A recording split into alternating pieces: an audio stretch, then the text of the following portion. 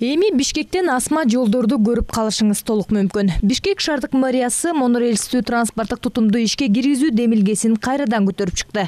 3-чү рет коомчулукка чыккан долбоордун бул ирет видео тасмасы дагы даяр болду. Вице-мэр Азиз Алымкулов бул жер үстүнөн өтүүчү транспорттун пайда болушу жолдордогу тыгынды, экология сынду бир катар маселелерди чечет деп жатат.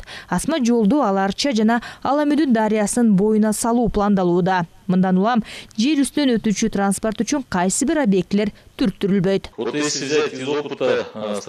Мындай долбоорлор дүйнөнүн бир катар шаарларында эбак эле ишке кирген. Биз Түштүк Кореянын мисалында жүзөгө ашыруу демилгесин көтөрүп жатабыз. Бул жердин алды менен өтүүчү метролорду курганга караганда 15 эсе арзан болот. Долбоордо асма жолдун жалпы узундугу 37 чакырымды түзүп 2 линиялуу болот. Вагонго бир учурда 150-180 жүргүнчү батат. Монорельстин бийиктиги 5-7 метрди түзөт. Долбоорду мамлекеттик жеке өнөктөштүк программасы аркылуу ишке ашырууга болот. Узак мөөнөттүү долбоор болуп калат.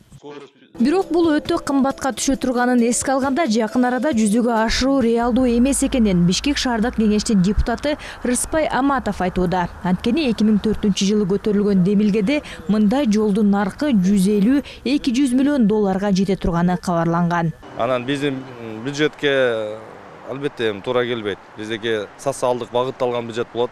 2020-жылкы бюджет 10 миллиард 980 миллион сом биз бекитип бергенбиз, бирок анын алкагында жарымдан көп эле бул баягы бекитилген өзү мугалим, дарыгерлердин айлыктары деп эсептейбиз бюджет. Алган өнүктүрүүгө каражат аябай аз бөлүнөт. Монорельс бул темир жол транспорты асма транспорттун бир бөлүгү болуп эсептелет. Тез жүрүүнү камсыздап берет. Бул шаардын инфраструктурасы үчүн өтө маанилүү. Архитектуралык жактан шаарда маселени гана чечпестен кооздук тартуулай аларын Бишкектеги бир катар ири соода борборлорунун башкы архитектору Ядгар Касымов айтат. Мен долбоор менен таанышып чыктым. Албетте, жүзөгө ашпаган долбоор эч качан болбойт. Ошондуктан мындай демилгенин көтөрүлүп жатышын эң туура деп эсептейм. Мен карап көргөндө монорельс 37 чакырым деп турат. Бул өтө кыска. Бирок шаардагы тыгын маселесин толук чечип бере албаса дагы, Ордо калаанын инфраструктуралык жактан өнүгүшүнө салым кошо алат. Мындай долбоорлор кымбатка турат дегенибиз менен шаарыбыз үчүн өтө чоң иштердин бири болуп калат. Керек болсо региондор ортосунда да ушундай транспортты ишке киргизсек, коопсуз жана кирешелүү болмок. Ал эми Бишкектин инфраструктурасын жакшыртуу максатында иш алып барган шаар демилгеси коомдук фонду тыгын маселесин абалды татаалдаштырбай эле чечүү жолун сунуштайт. Көйгөйдү асма жолсуз деле чечсе болот деп эсептейт.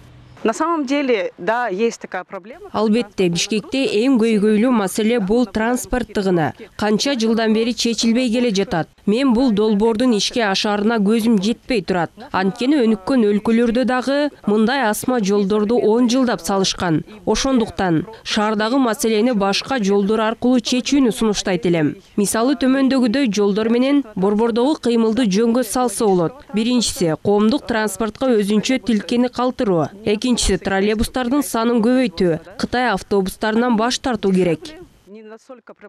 Эске салсак, Бишкек шаарындагы тыгын калаада унаалардын кескен көбөйгөнү менен түшүндүрүлөт. Экинчиден, маршруттук таксилердин автобустарга алмаштырылбаганы дагы бул көйгөйгө себепчи болууда.